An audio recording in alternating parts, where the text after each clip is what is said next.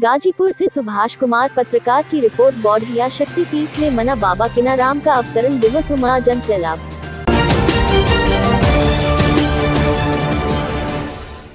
औघड़ सम्राट कहे जाने वाले बाबा कीनाराम की तपोस्थली बौढ़िया शक्तिपीठ पर उनका प्राकट्य दिवस धूमधाम से मनाया गया। हजारों साल पूर्व स्थापित इस मठ में महर्षि विश्वामित्र व भगवान परशुराम जैसे बड़े संत भी यहाँ निवास करते थे। परिसर में बाबा कीनाराम की आत्मकथ प्रतिमा की स्थापना भी इसी महीने हुई है। गाजीपुर जिले के सदर कोतवाली इलाके में गंगा के किनारे बसा अति प्राचीन बौढ़िया मठ पर बाबा कीनाराम के 421वें जन्मदिन को श्रद्धालुओं ने उनकी मूर्ति स्थापित कर धूमधाम से मनाया। इस दौरान श्रद्धालुओं ने बाबा कीनाराम की स्थापित मूर्ति समेत परिसर को फूल मालाओं से सजा दिया। शहर में स्थापित बौढ़िया मठ में 24 घंटे धूनी जलती रहती है। साथ ही लोगों का मानना है कि यहाँ पर जो भी श्रद्धालु आते हैं, बाबा कीनाराम के आशीर्वाद से उनकी मुरादें भी पूरी होती है। बौढ़िया मठ गाजीपुर शहर का सबसे ऊंचा स्थान है और पास में ही जिले के शहर कोतवाल चितनाथ और अति प्राचीन हनुमान मंदिर भी स्थापित है।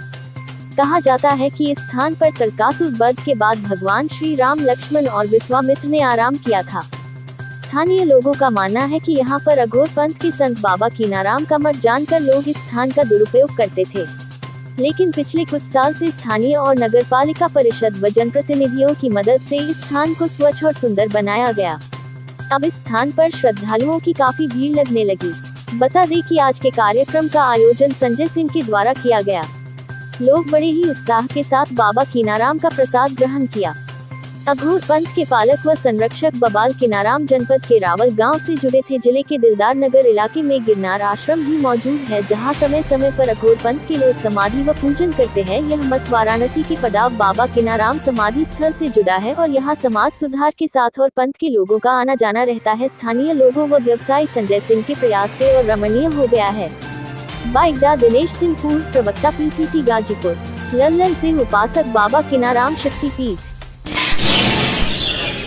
ये महाराज श्री बाबा कीनाराम जी के समय से बहुत पहले का यह स्थान है और इसका संबंध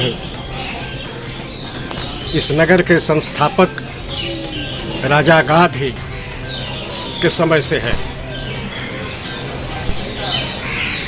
क्योंकि बगल में नीचे जो गंगा घाट है उसे राम घाट कहा जाता है। ऐसी मान्यता है कि अयोध्या से राम लक्ष्मण को लेकर विश्वामित्र जी जब लौटे थे तो यहाँ उन्होंने रात्रिवास किया था और प्रातः यहीं से स्नान करके और ध्यान पूजा करके आगे बढ़े थे। तो यह स्थान इस प्रकार अगर हम देखें तो बहुत पुराना जान पड़ता है। समय समय पर यहाँ महात्मा आते रहे हैं, अपना साधन भजन करते रहे और कुछ समय बिताने के बाद, अनुष्ठान पूरा करने के बाद लोग यहाँ से आगे की यात्रा पर निकल जाया करते थे। लेकिन जब महाराज श्री बाबा कीनाराम जी यहाँ आए तो उन्होंने इस स्थान को एक व्यवस्थित रूप दिया और यहाँ ठीक सामने उस पार स्थित मेदिनीपुर गांव के निवासी एक क्षत्रिय नवयुवक, जो कि थोड़ा मानसिक रूप से समाज की दृष्टि में असंतुलित थे, लेकिन वो वस्तुतः आत्मलीन रहने वाले पुरुष थे, उनकी इस प्रवृत्ति को देखकर महाराज श्री बाबा कीनाराम जी ने उनको अपने साथ ले लिया और दीक्षित किया, उन्हें गुरुमंत्र दिया, उपदेश दिया। लेकिन उस युवक की मनोदशा और उनकी शारीरिक स्थिति देख करके लोग उनको पागल समझते थे, बौराहा समझते थे और बौरहिया बाबा के नाम से उनको जानते थे लोग। यही प्रचार था। यहाँ की पहले बहुत बड़ी महिमा रही होगी, लेकिन जब से मैं देख रहा हूँ तब से इस नगर के निवासियों की जो व्यावहारिक, चारित्रिक और मानसिक स्थिति रही है, उसके चलते लोगों ने यहाँ ध्यान नहीं दिया, और ध्यान भी दिया तो सिर्फ इसे यह समझकर कि औघड़ बाबा के यहाँ खाने पीने की सारी सामग्री चढ़ती है, मद्य मांस का भी सेवन होता है, तो अपनी सुविधा के लिए लोगों ने यहाँ इन तमाम अवांछित चीज़ों का अड्डा बना लिया, उसकी व्यवस्था करने लगे। धीरे धीरे बहुत संघर्ष करना पड़ा, धीरे धीरे समझाते मनाते आज इस स्थिति तक हम लोग आए हुए हैं। अब आगे जैसे इच्छा होगी महामाया की होगा। स्थिर होकर के अड्डा जमाया। उनकी माँ जब तक जीवित थी तब तक वो घर भी आया जाया करते थे, लेकिन माँ के देहावसान के बाद बोरहिया बाबा प्रायः यहीं रहने लगे और यहीं उन्होंने समाधि ली, जो खंडहर हो चुकी थी, अभी जिसका जीर्णोद्धार ऊपर हुआ है कुछ समय पहले। उनके बाद उनकी शिष्य परंपरा में बड़े यशस्वी महात्मा कुछ हुए। बहुत लोगों का तो पता नहीं चलता, बहुत सी समाधियां विलीन हो गईं गंगा में। हमने यहाँ रहने वाले एक बड़े पुराने साधु जो रामजतन राम बाबा हैं, सीढ़ी के ऊपर जिनकी समाधि बनी है, उन्होंने मुझसे बताया था कि बाबूजी पहले ये मठ बहुत बड़ा था, इसके चारों तरफ परिक्रमा लगाने के लिए फेरी थी, इसका आधा से ज़्यादा हिस्सा गंगा माई ले गई, क्योंकि देखरेख और मरम्मत के अभाव में ये ऐसे ही उपेक्षित पड़ा रहा। प्रकृति की मार इस पर पड़ती रही। किनारे किनारे इमली के बड़े ऊंचे ऊंचे पेड़ थे, वो पेड़ भी कुछ गिरे कुछ बचे थे। तो एक महात्मा ऐसे हुए जिन्होंने कटवा दिया और उसके बाद से और भी मिट्टी की कटान हुई, काफ़ी कुछ नुकसान हुआ। बहरहाल तो बोरहिया बाबा और रामजतन बाबा, इन दोनों महात्माओं के बीच में मैं 3 लोगों का नाम आपके सामने रखना चाहता हूँ।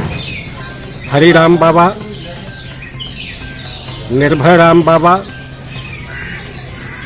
और एक और थे जिनका नाम तो मुझे याद नहीं है, जिनकी समाधि ऊपर है, और एक महिला अवधूतिन माई राम जिनको लोग कहते थे, उनका नाम था गोविंदी माई।